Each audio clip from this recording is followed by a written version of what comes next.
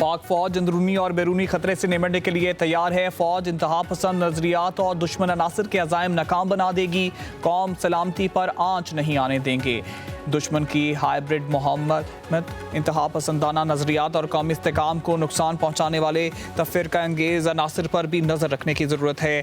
Field marshal Syed Asim Munir का गुजरांवाला और Sialkot garrison के दौरे के दौरान इजहार ख्याल। चीफ ऑफ डिफेंस फोर्सेज को फॉर्मेशन की ऑपरेशनल तैयारियों की और जंगी तैयारियों को मजबूत बनाने के इकदाम पर ब्रीफिंग दी गई। फील्ड मार्शल ने फील्ड ट्रेनिंग, मश्क और ट्रेनिंग की सहूलत का मुशाहिदा किया। फॉर्मेशन के आला पेशावराना मेयार और तैयारी की मजमूई हालत को सराहा। चीफ ऑफ डिफेंस फोर्सेज का अफसरों और सिपाहियों पर सख्त और मिशन पर मबनी तरबियत की अहमियत पर जोर। साजिशी अनासर आज भी बानी पीटीआई को लाने की कोशिश कर रहे हैं। फैज हमीद बानी पीटीआई का प्रोजेक्ट हेड थे। फैज हमीद बानी का गठजोड़ रहता तो पाकिस्तान अंदर से बर्बाद हो जाता। वजीर दिफा ख्वाजा आसिफ की मीडिया से गुफ्तगू बोले, 10-12 साल पहले बानी पीटीआई का प्रोजेक्ट शुरू किया गया। बानी ने 4 साल मुल्क के साथ खिलवाड़ किया। 9 मई के पीछे भी फैज हमीद का हाथ था। फैज हमीद पर 9 मई और दीगर केसेस चलेंगे। फैज हमीद और बानी के फैलाए गए जरासीम का खात्मा जरूरी है। पाकिस्तान की दुश्मनों का एहतसाब किया जाएगा। इन्हें अंजाम तक ना पहुंचाया गया तो मुल्क के लिए अच्छा नहीं होगा। अपील का हक फैज हमीद को दिया गया मगर नवाज शरीफ को नहीं मिला। तहरीक इंसाफ तालिबान को वापस लाई और पाकिस्तान में बसाया।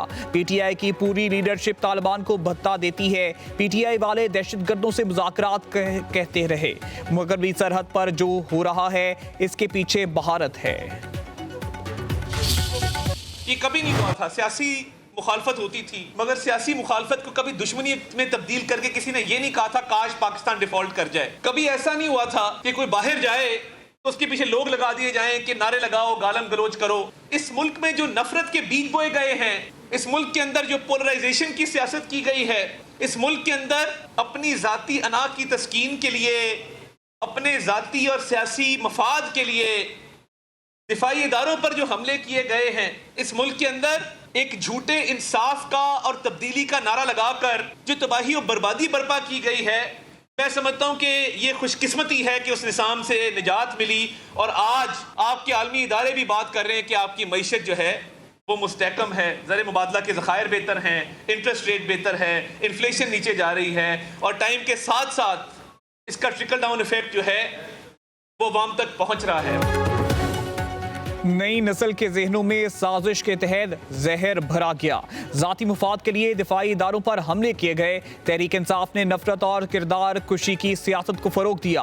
वजीर इत्तलात अता तड़का लाहौर में तकरीब से खिताब कहा, पीटीआई ने मुल्क और मईशत को नुकसान पहुंचाया। मुल्क की तरक्की के हर मंसूबे पर नवाज शरीफ के नाम की तख्ती लगी है। कराची से पेशावर और गिलगित से गवादर तक चप्पे चप्पे पर नवाज शरीफ के मंसूबे हैं। अवाम को रिलीफ देना नवाज शरीफ की सियासत का महवर रहा है।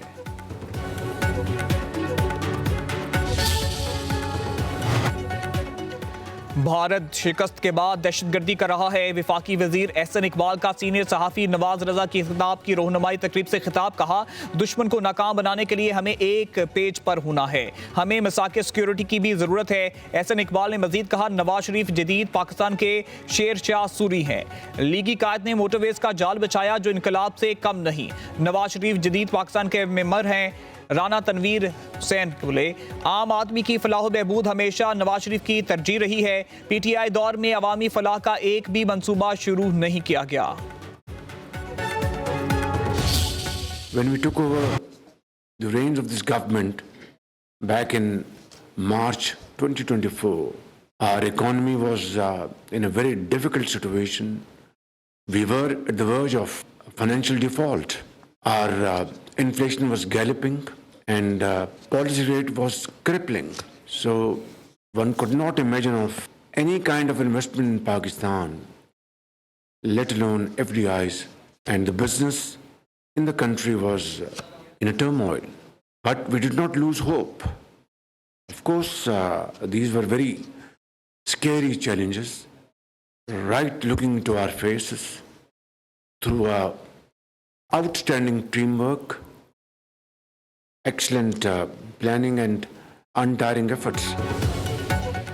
पाकिस्तान मुआशी तौर पर बहरान से निकल चुका है। इक़्तिदार संभाला तो मुल्क डिफॉल्ट के दहाने पर था। मईशत मुश्किल हालात में थी। महंगाई बेकाबू और कारोबारी सरगर्मियां जमूद का शिकार थीं। वज़ीर आज़म शहबाज शरीफ का लाहौर में नेशनल रेगुलेटरी रिफॉर्म्स की इफ्तिताई तकरीब से खिताब। कहा, शबाना रोज़ मेहनत से मुल्क को मुश्किलात से निकाला। मुल्क तरक्की की राह पर गामजन है। मुख्तलिफ शोबों में इस्लाहात कारोबारी बरादरी की ख्वाहिश थी। मुआवने खसूसी हारून अख्तर खान ने कहा, हुकूमत मुख्तलिफ शोबों में इस्लाहात कर रही है। बरतानवी वज़ीर मुमलिकत ने कहा, पाकिस्तान सरमायाकारी के लिए बेहतरीन मुल्क है।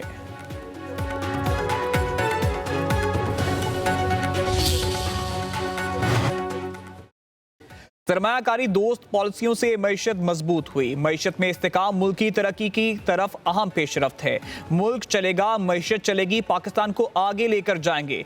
प्राइवेट सेक्टर ने मुल्क को लीड करना है। वज़ीर खजाना मोहम्मद औरंगजेब का लाहौर में तकरीब से खिताब। कहा, टैक्स निज़ाम में बेहतरी के लिए इस्लाहात मुतारिफ कराएं। मुआशी इस्लाहात का तसलसल जारी रहेगा। सरकारी मुलाजमीन के असासे पब्लिक करने के लिए कानून साजी कर चुके। ये इजाफी शर्त नहीं कि अमली इकदाम से इदारों के अंदर कमी और कोताही को दूर करेंगे। पास्को करप्शन का गढ़ है, इसे खत्म कर रहे हैं।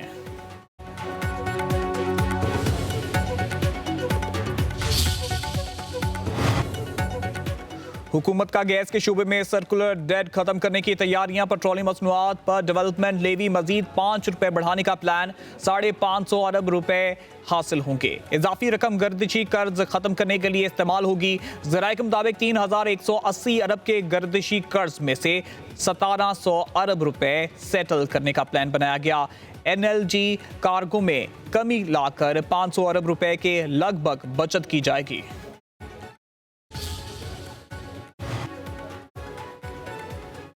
पाकिस्तान बार काउंसिल के इलेक्शन में पंजाब की 8 नशिस्तों पर आसमा जंगीर ग्रुप ने मैदान मार लिया। वजीर कानून आजम नजीर तारड़ कहते हैं, आसमा जंगीर ग्रुप ने पंजाब को 11 में से 8 नशिस्तों पर कामयाबी समेटी। 2 नशिस्तों पर हामिद खान ग्रुप के उम्मीदवार कामयाब हुए। उम्मीदवारों की कामयाबी का हतमी नतीजा 22 दिसंबर को जारी किया जाएगा। वजीर आजम की पाकिस्तान बार काउंसिल के इंतखाबात में इंडिपेंडेंट ग्रुप को वाज़ेह अक्सरियत से हासिल करने पर मुबारकबाद। कहा, वजीर कानून आजम नजीर तारड़ हमेशा वकला बरादरी के मसाइल के हल के लिए कोशा है। हुकूमत वकला बरादरी को रियासत का अहम सतून समझती है।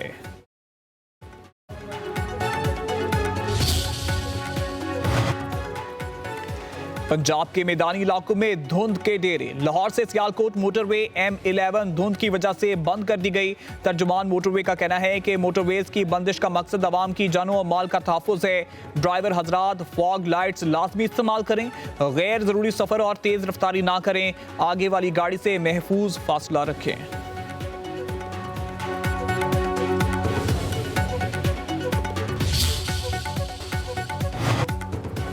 लाहौर की मारूफ इचरा ज्वेलर मार्केट में 20 किलो सोना खुर्द बुर्द मामले में पेशरफ। मुलजिम की ट्रैवल हिस्ट्री समेत अहम दस्तावेजात मंजर आम पर आ गई। मुलजिम के बैरून मुमालिक सफर का सिलसिला 12 मई 2007 को शुरू हुआ। रिकॉर्ड के मुताबिक वारदात से कबल 8 नवंबर को मुलजिम लाहौर एयरपोर्ट से मलेशिया रवाना हुआ। 16 नवंबर को मुलजिम बैंकॉक थाईलैंड से वापस लाहौर पहुंचा। पुलिस ने मुलजिम के खिलाफ अमानत में खयानत का दूसरा मुकदमा भी दर्ज कर लिया। मुलजिम ने नूरुल अमीन नामी ताजर से 9 करोड़ मालियत का सोना हथियाया।